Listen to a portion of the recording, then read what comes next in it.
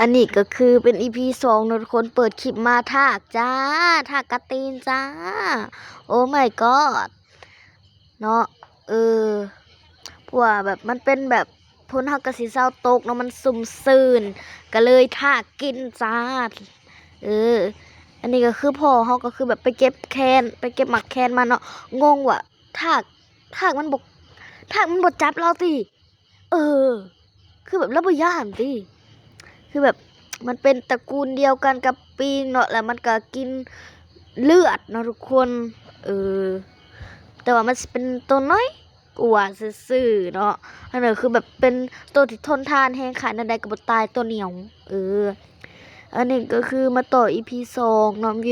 วิวมื้อนี้ก็คือโคตรงามมึงแม่ทุกคนธรรมชาติแฮงอันนั้นคือสิเป็นป่ากาเฟเนาะก็คือแบบก็เป็นป่าคาเฟ่หั่นนะคือแบบคนแถวนี้ก็คือเขาสิเฮ็ดกาแฟเป็นเฮ็ดอหยังสวนกาแฟเป็นอาชีพเนาะทุกคนเนาะเออเฮ็ดสวนกาแฟเป็นอาชีพก็คือแบบแนมไปทางใดก็สิเห็นแต่สวนกาแฟนะทุกคนบ่ค่อยเห็นแบบสวนสวนมันสวนอะไรต่างๆคือคนลาวเนาะแบบเห็นแต่สวนกาแฟอืม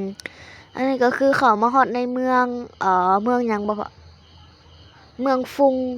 เนาะทุกคนประเทศเวียดอันนี้คือมาเปลี่ยนเงินแล้วก็มากินข้าวเนาะทุกคนอันนี้ก็คือแบบมากินข้าวไก่เนาะขี่รถจักรมา40กิโลอ๋อ40ลักอ้อบ่ฮอดอันนี้ก็คือแบบมากินข้าวไก่เนาะกินข้าวแซ่บแฮงอืมอันนี้ก็คือแบบจานนี่ซ้ำนี่นะกินหมดได้มันแซ่บได้พี่น้องเอ้ยอืมกินไปน้ำว่าเป็นน้ำยันสำหรับตายได้เนาะแต่กว่าบ่เป็นหยังกินไปน้ำว่าเป็นน้ำพวมีความสุขดีนะทุกคนแต่ว่าในใจก็คือบ่มีความสุขปานใดเนาะเพราะว่า